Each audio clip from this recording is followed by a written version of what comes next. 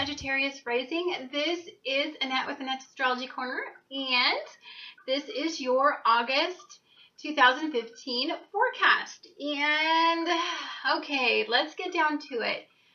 I have changed the way that I'm doing my readings, and the way that I do it is because I used to go in depth in my monthlies, but I go into such great detail in my dailies, and they take up a great deal of my time.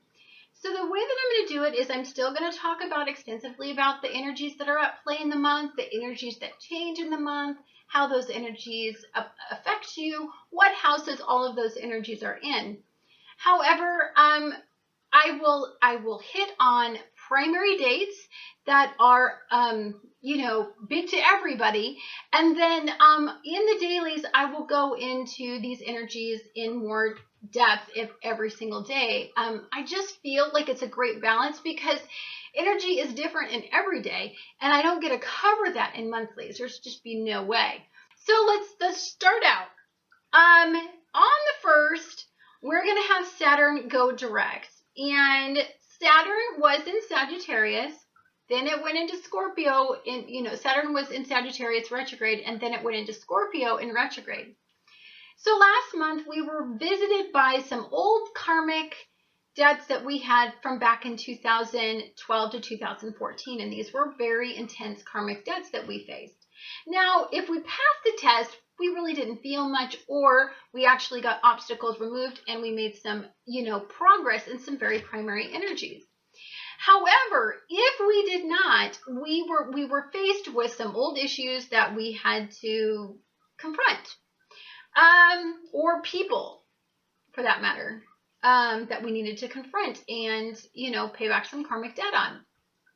But now that Saturn is turning direct, it means that it's not going to be about, Saturn's not going to teach you by pulling people from your past and showing your karma and bringing karmic relationship. No, it's going to have a direct approach with its teachings, with the message that it wants to give you.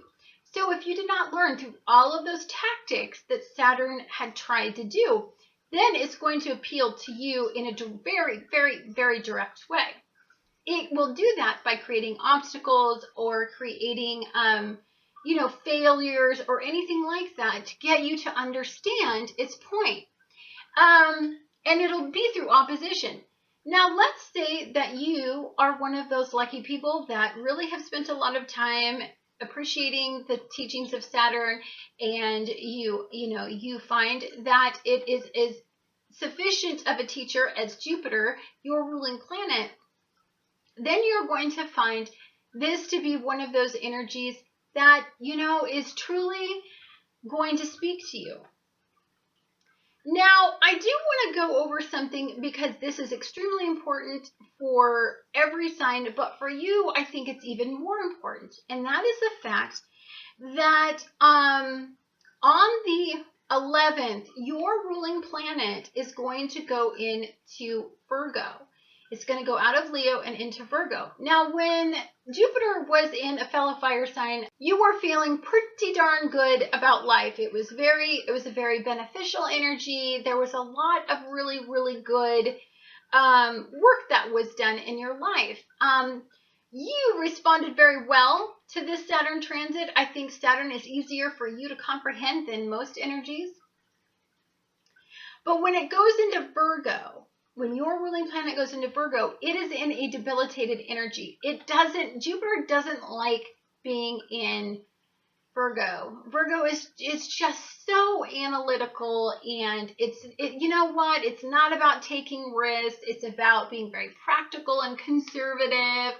And, that doesn't represent any of the energies that you normally you normally identify with. And so this has been this is going to be a difficult 12 months for you. I think that you are going to have a reality check. You are going to learn to look through others' eyes at the way that you pursue your life path destiny and your career purpose. You are going to find a lot of answers through what others show you.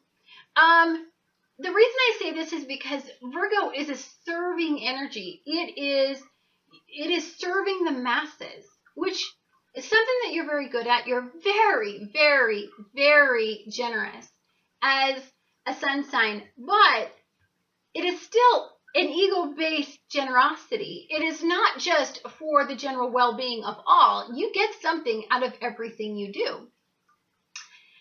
But when Jupiter goes into Virgo, the only way that you will truly feel the expansiveness of Jupiter is to really selflessly give without the expectation of receiving. And that's going to be difficult for you guys because you are so used to receiving everything you've ever wanted, because you have this benefic planet that just makes you very lucky. It makes you lucky when you take a risk. It makes you lucky in all the areas where people usually suffer, strife, and they have to work really hard in. You are going to have to work really, really hard and develop healthy routines that benefit others. You're going to have to be somebody that somebody can count on instead of being self-serving. Understand that Jupiter expands everything it touches. So if there are flaws in your character where you are an ego-based person, it was going to expand those flaws and make them go out of control. It's going to make them come up in your creative pursuits, in your life path destiny, in your job, in your career purpose, in your career goals. It will create obstacles in there that will make them not push forward. It will also cause an extreme amount of strife for you.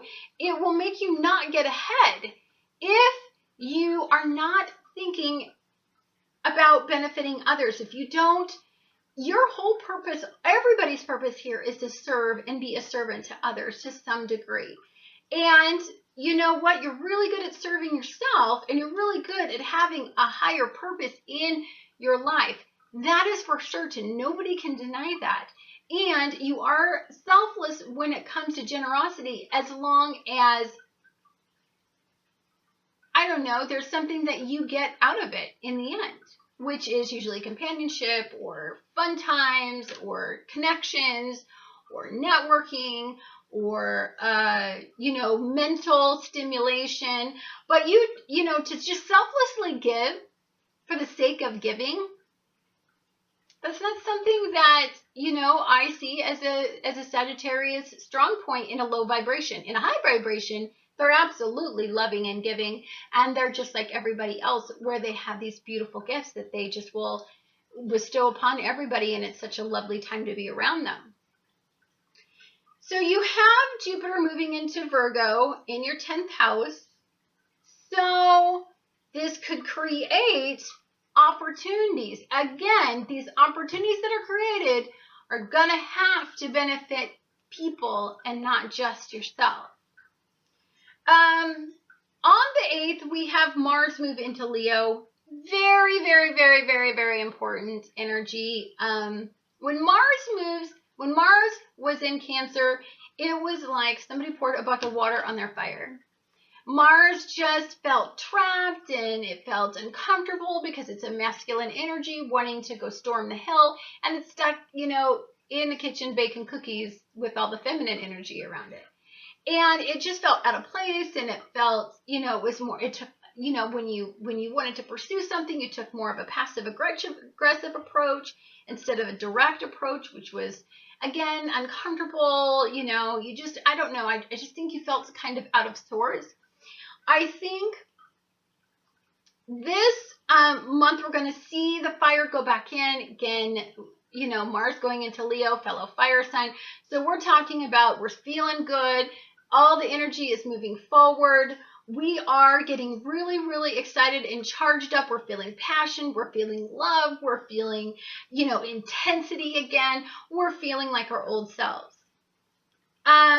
Then we have, on the 14th, we have a glorious new moon, and this new moon is in Leo.